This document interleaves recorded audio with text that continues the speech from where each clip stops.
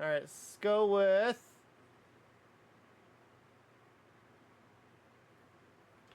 All right. We got one down. Ooh, we could do investigating the biggest scam in Pokemon. We can keep the vibes going right now. All right, let's do it. All right, investigating. Amazon Vibe Code, a full e-commerce store. All right, let's keep it going. We're doing another Patrick CC video. Let's go. Let me give my respects to Patrick by tweeting out his video, huh? Shall I? All right. There you go, sir. To 400 people, man. Do my part.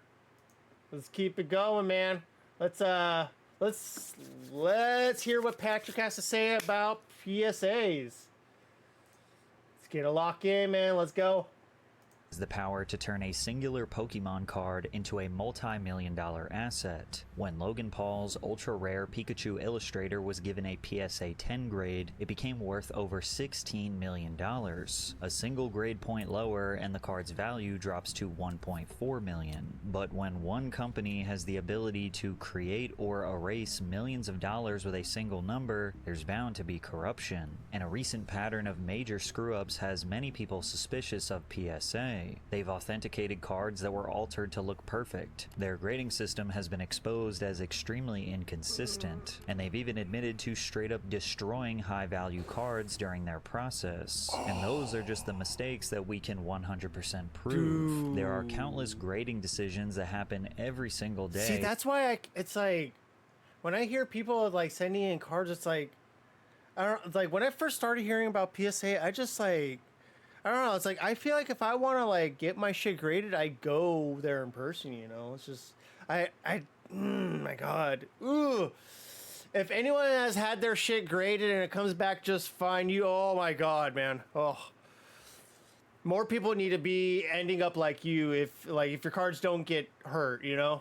That are losing people hundreds, thousands, and in extreme cases, millions of dollars. Which is why when you dig deeper into PSA, the more insane it becomes. That a multi-billion-dollar industry revolves around a tiny number on a piece of plastic. Before PSA became synonymous with corporate greed, they were actually providing an extremely consumer-friendly service. PSA, which stands for Professional Sports Authenticator, offered a universal standard to determine how much a card was worth. Think back to elementary school at the lunch table. Your friend has a bag of chips, and you're willing to give up your ding-dong in exchange for it. The chips aren't objectively more valuable than the ding-dong, but if both of you are satisfied with the trade, then it really doesn't matter. Sports cards and trading cards used to be the same way. I like that. Okay. Finally.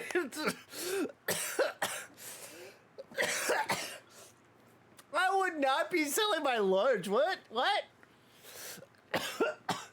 Like, for cards? Like, okay. Maybe I wanted your Charizard card and you wanted my Pikachu card. Okay. We'd just swap them and be done with Fuck it. no. But eventually, For a Charizard? Fuck off. You could not get my... Dude, when I was a kid, I knew Charizard was fucking hard to get. I couldn't get that bitch. I wouldn't fucking... I wouldn't give you my Charizard. Fuck no. Like, if I have a Charizard, it's staying home. Rare the cards were became a factor to consider in the trade. All of those factors is what PSA considered to determine how much a card was worth, which resulted in people paying big money for cards in all different niches. PSA essentially created the industry standard guide of what matters when buying. Yeah, because it's what really fucks up your card. So I also had to learn this with like when you come from an area where your things get stolen, like your bike, you know. Or you go to a school, you want to bring your cards and stuff. And you want to make sure that you don't get your cards stolen. So you do something so you know it's yours. And it evidently brings down the value of your card. And I didn't know that as a kid. Though, but what I used to do, I used to make an indent at the top, just like at the like it'd be so hard for some people to even know when they would get the card. It would just be something that only I would be able to see, though. But it's like, but putting those indents drops the value of your card. So, and it's like, some guy at a card shop had to tell me, I'd be like, hey man, like, I know that you're doing that. And like, he told me that it's like, it brings down the value and everything. It's just like, I can't be selling a card like this if you're like, I was like, I get it that like, if, you know, that kids steal your cards and stuff like that though. But if you end up trying to sell these cards and stuff, you're not going to get as much money as you would hope for and stuff. It's like, and I was like, you know what? You are right. So, you know what I mean? But it's like, at the same time, I feel like for the time, it's just like, there's always something that like brings more value to something that's more ancient or whatever, you know what I mean? Though if it's like, but I feel like it'll take all, but I guess with cards, if they stay in mint condition, even with like an indent that I made at the top, it would have to take even longer for you to make a buck off of it and stuff, for it to be like brushed off as a thing to do in the time. And that's why the card is like that, you know, or because like anything that's like ancient, you know, it's like Pokemon cards are like what, the most 20, 30 years, 30 years old the most, you know what I mean? It's 20, yeah, I would say like the most 30 years old, you know, or at the, like, or not 30, 40 years old, you know, or 35 years old or something, you know? But it's just, I'm getting ahead of myself though, but I had to learn that fucking, because I specifically, like a Pikachu card, I did it to a fucking Pikachu card, just fucking put an indent right there to make sure it was mine, you know? Hell, some kids like drew their names on the back and stuff, you know, and like that's when I like and that's why I kind of like thought about it. I was like, oh yeah, that's why the card shop owner takes out the cards and stuff in their sleeves and shit, you know? So cards. In a close inspection, Yeah. a trained PSA grader validates a card's authenticity, ensuring that it is officially licensed Lots of merchandise stuff. and not a knockoff. They assess any potential damage, such as rips, tears, scuffs, folds, and finally, they give a grade to the card's overall. Yep, all that shit. Yep, yes they do. Yep, I learned that the hard way. Do not fuck with your shit just because it's just because you're a victim of getting shit stolen, you know? Nowadays, they just tell you to leave your shit at home, you know? Like, you can't have nothing these days. Condition on a 1 to 10 scale, and at the end they carefully encapsulate the card in a protective case to preserve its condition, with a label displaying its name and official PSA grade. Before PSA was rotting the industry from its core, it was actually meant to preserve the integrity of it. But as their power and influence grew, they started moving away from being a humble service for hobbyists and developing into a corporation fully fixated on profits. PSA expanded beyond just grading cards. They integrated with eBay to create the PSA Vault, which helps store, list, sell, and ship trading cards for their customers. So if you wanted to sell your recently graded card, you could have them take care of the entire selling process from start to finish with little effort. PSA even offered a buyback service where they would purchase the card directly after grading. And some interpret this as kind of a conflict of interest. You're handing a company your card, they're deciding how much it's worth, and then they're offering to buy it from you themselves. If they plan on reselling the card for a profit, they have every incentive to convince you it's worth a little less than it actually is. It's like when Rick from Pawn Stars calls in one of his buddies to tell you what your rare artifact is worth, and almost every time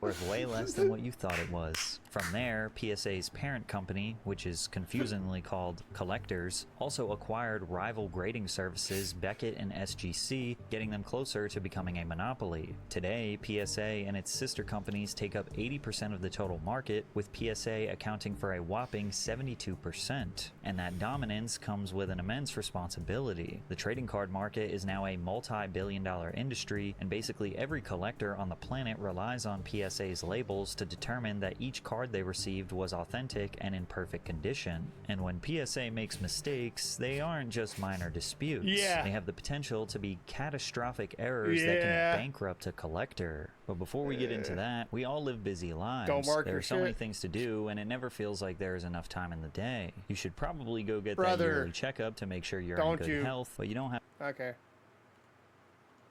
Brother, I'll go to the doctor later. Leave it out of the video, man. He's got to make money. Go ZocDoc, whatever for him, whatever. Blah, In blah. 2017, a 1952 Stan Musial baseball card sold for $2,800. It had slight imperfections, including a black dot on the border, as well as a few small scuffs on his jersey. All things considered, the card was Okay, still wait. We're. CC. I just want to make sure In we're 2017, okay. Yeah. a Okay. 1952 never mind. Stan Musial baseball card sold for $2,800. Just wanna make sure I'm doing It my had job right. slight imperfections, including a black dot on the border, as well as a few small scuffs on his jersey. All things considered, the card was still in great condition and received a PSA grade 9. 7 months later, another copy of the card was sold, this time a PSA grade 10, for a price of $28,100. The problem is, these were the same exact card. Okay. Natural markings on the back of both were identical, meaning that someone had Same covered up its fucking thing. imperfections and resubmitted it to PSA, got a higher grade, and made tens of thousands of dollars. PSA is supposed to inspect every card closely before See if giving it's it a the same grade. fucking It checks one. for scratches, scuffs, and imperfections, but it also ensures that the card is both authentic Shady and fuck. unaltered. Like when you and I look at a PSA 8, 9, or 10, we just kind of say, yeah, I mean, it looks perfect. But Right. PSA's job is to notice the tiny things that we never would. Maybe someone Like if- repainted a right. tiny white chip on the edge, or they trimmed a fraction of a millimeter off the border, or they managed to fix a crease that used to be there. And even still, you might wonder what the big deal is. I mean, if a Right. card can be restored to pristine condition, then why should it matter if it was original or Well, not? it was Well, already it's put because in- the history of a card is Yeah, a yeah. major factor in Yeah. its value. To see a card Yep. preserved for Yes, it almost is. 70 years without a single flaw doesn't just make it worth more money, it's also just objectively cool. Yep. And this is not just true for cards, it's really true for about anything that is rare. The flowing hair Right. silver dollar sold for $10 million in 2013. That's because this coin was the first dollar coin issued by the United States federal government in wow. 1794. Somehow, someway, this little coin was preserved for 220 years. Hair If nobody flowing. cared about preserving anything that was rare, then we'd all just buy one-to-one bootlegs. Right. Authenticity Yeah. matters, and PSA was meant Yeah. to ensure all aspects Quality. of a card were authentic, but they messed up Quality too authenticity. many times to count. A Billy Maloney card from the early 1900s was purchased for $81 before being altered, regraded, and sold for a $900 profit. Wow. A 1952 Mickey Mantle card was altered and resold Yeah. for $14,800. Wow, okay. Ironically, a separate Stan Musial card from 1948 had its edges trimmed and sold for a nearly $2,000 profit. By 2019, hundreds of examples of altered cards Wow. that PSA had improperly graded had piled up, culminating in a class action lawsuit. The lawsuit went further than accusing PSA of making a few mistakes. It argued that trained graders should have been able to recognize the alteration and alleged that PSA knowingly allowed them to enter the market regardless. The situation became too large for more, and they announced an internal investigation into the matter. Now, to be fair, PSA grades millions of cards every year, and these alterations were done specifically by the seller to deceive trained authenticators into getting a higher grade. It is possible that these specific instances were genuine mistakes, and someone just figured out how to beat the authenticators. But whether PSA approved the cards knowingly It or seems made a so. genuine mistake, the result for buyers was the same. Altered cards entered the market with legitimate grades that people thought Shit. were original and could be sold for far more money than they were worth, which made people start to wonder if that little number in the corner could really be trusted. Sometimes customers are disappointed with the grade their card gets. Maybe they thought it was a perfect 10, but PSA found a small imperfection that bumped it down to a 9. The customer now has two choices. They can accept the result and sell the card, or they can resubmit it to PSA and hope for a better result. Pokemon card collector and YouTuber Pokemon Steven submitted approximately only 10,000 cards to be Okay. graded by PSA over the past couple of years. A little under 200 of his cards received unsatisfactory gradings. He believed that these cards were actually 10s, so he decided to resubmit them on the off chance that someone had made a mistake, and the results were shocking. 81 Really? PSA 10s from the regrade experiment. Really? 189 cards in Different total, so gradings? 108 cards did not make the cut.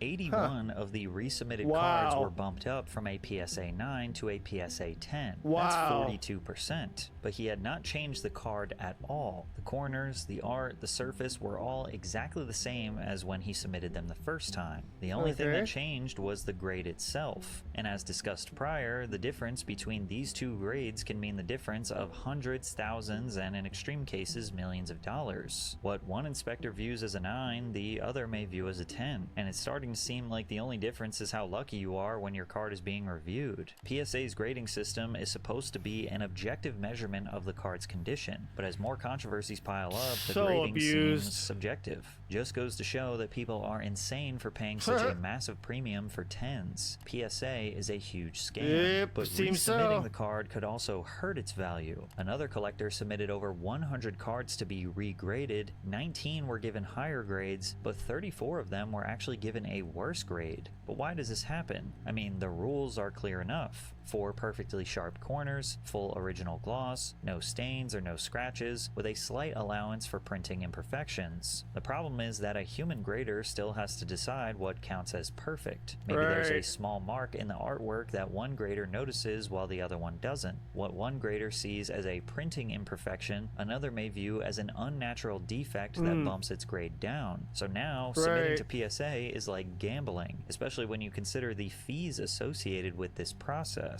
Submitting to PSA for grading costs $25 per card plus shipping, and they do offer slight discounts for bulk submissions. But think about it, if you get a low grade, your card could be worth less than 25 bucks, meaning it costs more to authenticate and grade than it's actually worth. However, if your card is worth more, PSA will charge you insane amounts of money to do the exact same grading as a worthless card. Like Nico, who submitted his rare Mickey Mouse card that was worth $20,000 to PSA, only for them to charge him $1,000 for his perfect 10 grade. Or Scruffy, who was charged $150 for a 10 grade 2021 Pokemon Sword and Shield Evolving Skies, and $600 for a 9 grade 2002 Charizard Reverse Foil. There's also John, who was told by PSA his card was worth $25,000, which is why he needed to pay them $1,000 to authenticate it, but then his card only sold for half the value they claimed it was worth. And no, they didn't give him a $500 discount and say, oops, we messed up.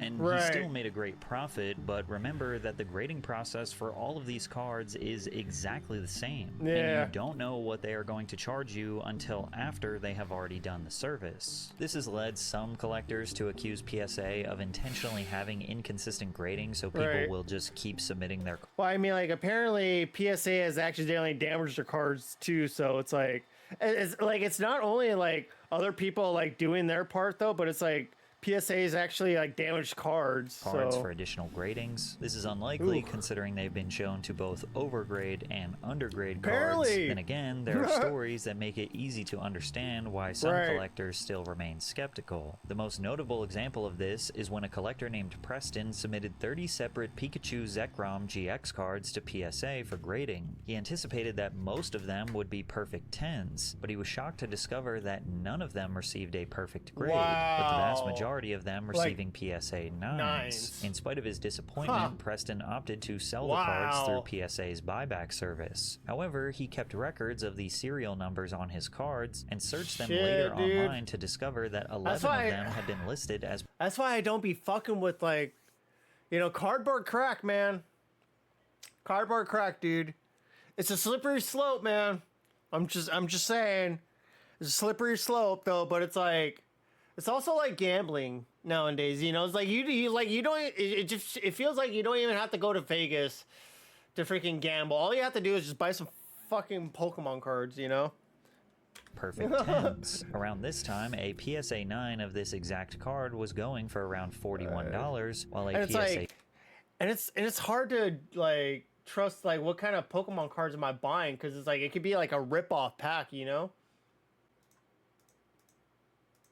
nearly $200, meaning that PSA bought them from him as a 9 and sold them as a 10, and Preston missed out on around $1,500 for all 11 cards. And this highlights the conflict of interest I mentioned before. The only people who can change a grade are PSA themselves, so if they are authenticating and buying and selling cards, they could theoretically change the grade of any card to maximize their personal profits on the sale. As you can see, this is a legendary collection reverse PSA 10 Nike that's listed on eBay by PSA themselves. But if this card is a PSA 10, then why does the back look like this? Because how are they listing a card that looks like this as a PSA 10 on eBay through the PSA eBay account? They need to get sued more. Right. It's all a scam. I hate that PSA is the one that got if popular. the back is fucked However, up, it's like PSA offered a different explanation. Supposedly, someone at PSA had seen Preston's original post on Twitter. They personally believed that the initial grading was too harsh and conducted a secondary manual review, resulting in updated gradings after Preston had already accepted their offer, which is shady. They conveniently realized that they messed up only after they already bought the cards from him and resold them for a profit. Luckily for Preston, his story got a lot of traction online, and he claims that they privately rectified the situation with him, which I would hope means that they gave him the money he deserves for the cards he unknowingly undersold to them. But that still doesn't feel like a satisfying conclusion, and it still didn't explain why the cards were undergraded in the first place. A fellow collector claimed that cards tend to be undergraded by PSA when they receive bulk quantities of the same card. I guess the logic is that when you look at the same card over and over again, you maybe start to see imperfections that aren't there. Or maybe the same person is just going over all of them and is like, surely they can't all be 10s, so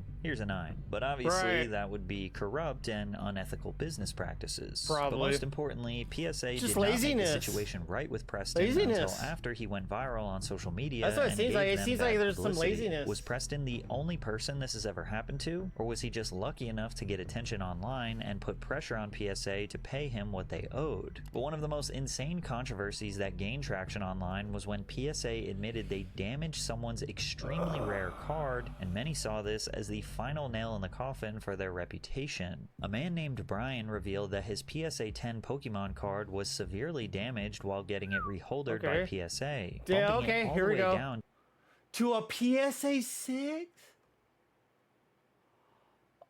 Oh, dude. Oh, this card was impacted during the... No, they're saying that fair market value for the card is 20 grand. The most recent comp being a public sale of 45 grand. Oh my god, that's so to bad. a grade 6. The card was a sky-splitting Deoxys, an extremely rare card released in limited quantities in 2004 and never printed in English. There were very few copies like this and in his condition, making Brian's card almost impossible to replace. Now, Brian was getting his card reholdered. Basically, what this means is he already submitted it before and it got 10, but he was paying them to crack open the old plastic case and seal the exact same card into a brand new holder. Collectors do this all the time if the slab gets scratched, cracked, or it just looks old. A fresh holder can make an expensive card easier to sell because buyers know the case is brand new and the card had recently been inspected. So they're careful. The problem is that the moment PSA cracks the case open, they're handling one of the rarest cards in the world. And if anything goes wrong, the damage is permanent. Like get PSA sued. acknowledged that they had damaged the card and offered to reimburse Brian the full market value, which they determined to be $20,000. He wasn't happy with this, considering that the same 45 card had or sold 60 for grand. up to $45,000 around the same time, with others saying it was worth even more. Multiple people have told me that the Deoxys is $60,000 plus, and I personally have an offer over that. PSA fixed this issue. PSA got the $20,000 figure by averaging all of the recent sales of that same card, and this just seemed like a slap in the face because at best they're offering half, and Seems at like worst, they gotta a give him the third of 60 what it's grand. actually worth. worth. But the problem is they caused the loss of the card and then gave themselves the authority to decide how much that loss was worth. And rather than accepting their deal, Brian took to the internet. Once again, the community was furious. Yeah, I need a lawyer. And this specific situation ramped up to a whole I've disliked this company for a while and feel vindicated now. About it. This is where it gets extremely special. Oh yeah, okay, that card yeah, okay. sold only a couple of weeks ago by PSA. All right. And this is where it gets deja vu. I remember this video. There's a lot of merit to it. There are people that are speculating that deja vu actually damage his card when the encapsulation process, it's a psyop. It's not real.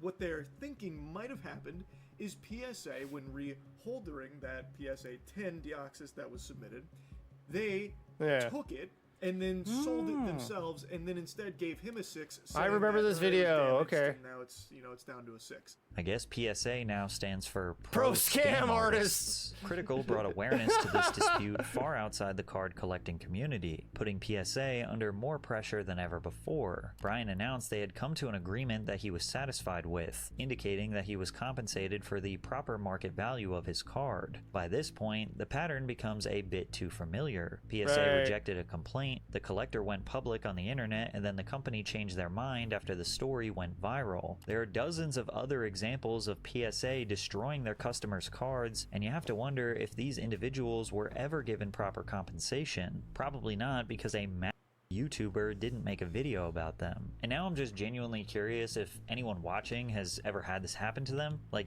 you submitted a card to PSA and you know for a 100% fact now that I they don't messed want up to your card and then sent it back, but hoped that you'd never notice. Comment below if that happened. PSA's grade is supposed to be a symbol of reliability and prestige, but these days their reputation isn't much better than a sketchy pawn shop, and yet people are still sending in millions of cards to PSA. Like, I thought about like taking my cards to PSA sometimes and stuff though, but it's like I've always kept hearing about PSA, so it's just like my cards just stay where they stay, and it's just like if there's a place where I can get them graded in person and stuff, I'd do that though, but I wouldn't mail it in.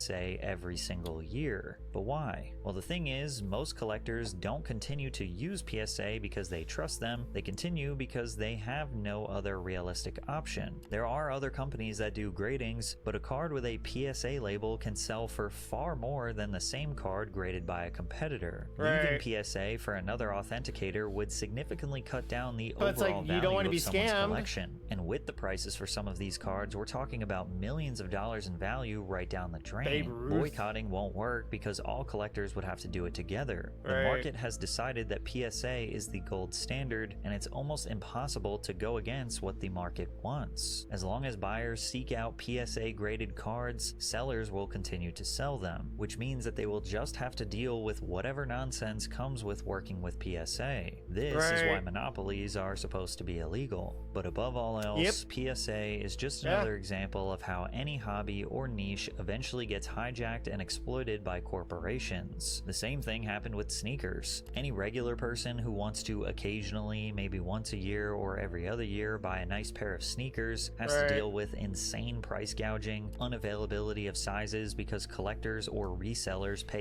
thousands of dollars just to let a pair collect dust on a shelf. Shoes turned into a status symbol, and now it's trading cards. Actually playing with your Pokemon card could scratch the artwork, and wearing your sneakers could scuff them up, which will devalue them, which is ironic because most people buy nice things because they want to actually use nice things. Air Jordans. But the only way to protect the value is to avoid enjoying it for what it is. And unfortunately, no hobby is safe from this. It's only going to get worse. Once people begin to put a price on their favorite pastime, they make way for opportunists to take advantage of the hobby and get rich. Even get to play that PSA card. isn't just a tragic story of an innocent hobby being corrupted. It is a reminder that nothing you love is safe or sacred anymore. And PSA isn't the only business that's built an empire by telling people what their collectibles are worth. Pawn Stars made a fortune with these same questionable tactics. But check out this video to hear that story. Okay, hold on. I just want to make sure I understand this. You go to the website. That was a good video. And you enter to win one of these three cards. That was a good video. All right. We're gonna get into Black Flag.